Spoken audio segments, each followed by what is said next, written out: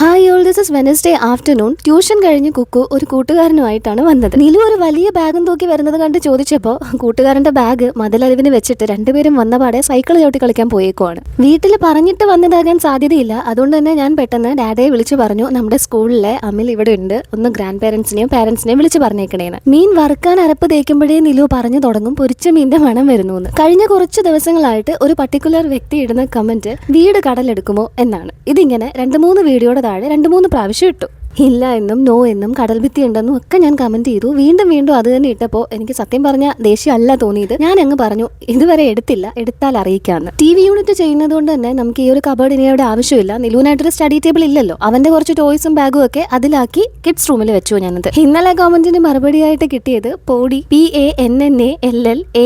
നിങ്ങളോട് എനിക്ക് തോന്നുന്ന അതേ ഡിസ്കസ്റ്റ് തന്നെയാണ് എനിക്ക് ആ വാക്കിനോടും തോന്നുന്നത്. എന്റെ വൊക്കാബുലറി ഒക്കെ കുറച്ച് ഡിഫറെന്റ് ആണ് and my standards R A bit higher. നിങ്ങളുടെ നിലവാരത്തിലേക്ക് താഴോട്ട് വരാൻ എനിക്ക് പറ്റത്തില്ല. സാഹിത്യത്തിൽ പൊതുങ്ങി എനിക്ക് വേണമെങ്കിൽ അപരാധം എഴുതാം, but I have zero interest in it. മോഷണം, അഡൾട്ടറി, കുശുമ്പ്, കുന്നായ്മ, അസൂയ, ഈ വക കാര്യങ്ങളുണ്ടല്ലോ, നമ്മൾ എങ്ങനെ ഷുഗർ കോട്ട് ചെയ്ത് അവതരിപ്പിക്കാൻ ശ്രമിച്ചാലും അതിന്റെ കോർ എന്താണെന്നുള്ളത് അത്യാവശ്യം അറിവുള്ളവർക്ക് മനസ്സിലാവും. സിനിമയിലെ പാട്ടുമൊക്കെ നമുക്ക് ഒരുപാട് ഇഷ്ടപ്പെട്ടെങ്കിലും മാധവൻ അൾട്ടിമേറ്റ്ലി കള്ളനാണ്. പിന്നെ ഈ ജലസിയൊക്കെ ഒരു ആവറേജ് ഹ്യൂമൻ ബീയിന് ഹൈഡ് ചെയ്യാൻ പറ്റും. അതായത് നമ്മൾ ബിരിയാണി ഓർഡർ ചെയ്തിട്ട് തൊട്ടടുത്തിരിക്കുന്ന ആൾ ഫ്രൈഡ് റൈസ് കഴിക്കുമ്പോൾ അയ്യോ ഫ്രൈഡ് റൈസ് ഓർഡർ ചെയ്താൽ മതിയായിരുന്നു എന്ന് നമുക്ക് തോന്നും. പക്ഷെ നമ്മൾ എണീറ്റ് പോയി അത് എടുക്കത്തില്ല. നമുക്ക് കൊതി വന്നാലും ചിലപ്പോൾ അടുത്തിരിക്കുന്ന ആളുടെ പാത്രത്തിൽ നമ്മൾ കൈ വെക്കത്തില്ല. അതൊക്കെ ചെറുതിലേ പഠിക്കേണ്ട ക്വാളിറ്റിയാണ്. പിന്നെ പറഞ്ഞിട്ട് കാര്യമില്ല, ചിലർക്ക് ഈ വരുന്ന അസൂയയും കണ്ണുകടിയൊക്കെ പ്രകടിപ്പിക്കുമ്പോൾ അല്ലെങ്കിൽ മറ്റേ ആളെ രണ്ട് പറഞ്ഞു കഴിയുമ്പോൾ ചിലപ്പോൾ ഒരു മനസ്സുഖമൊക്കെ തോന്നുമായിരിക്കും. അവിടെയാണ് ഞാൻ ആദ്യം പറഞ്ഞ ഈ നിലവാരത്തിലെ വ്യത്യാസം വരുന്നത്.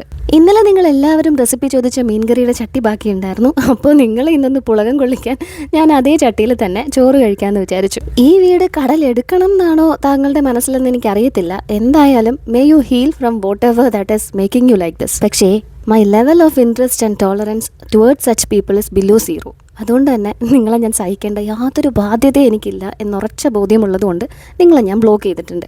ഇനി ഇതിൻ്റെ താഴെ വന്ന് നിങ്ങൾ എന്ത് അപരാധം എഴുതിയാലും അത് അർഹതപ്പെട്ട ഒരേ ഒരാൾ മാത്രമേ ഈ ലോകത്ത് കാണൂ, താങ്കൾ തന്നെ. TV യൂണിറ്റും ഓൾട്ടറും ഒക്കെ പുത്തനാകുമ്പോഴേക്ക് സോഫയും കൂടെ നല്ല രീതിയിൽ ഒന്ന് വെളുത്തോട്ടെ എന്ന് കരുതിയിട്ട് നമ്മൾ കൊട്ടിയത്തുള്ള അക്വാമാൻ ക്ലീനിങ് എന്ന് ഡീപ്പ് ക്ലീനിങ്ങിന് വിളിച്ചിട്ടുണ്ട്. വീട് മുഴുവനല്ല, സോഫയും കാർപ്പറ്റും ഡൈനിങ് ചെയേഴ്സും മറ്റും. ഇന്ന് വൈകുന്നേരത്തെ നൊവേന കഴിഞ്ഞിട്ട് അച്ഛനുമായിട്ടുള്ള മീറ്റിംഗ് ഉണ്ട് പെരുന്നാൾ കമ്മിറ്റീനെ തിരഞ്ഞെടുക്കാനായിട്ട്.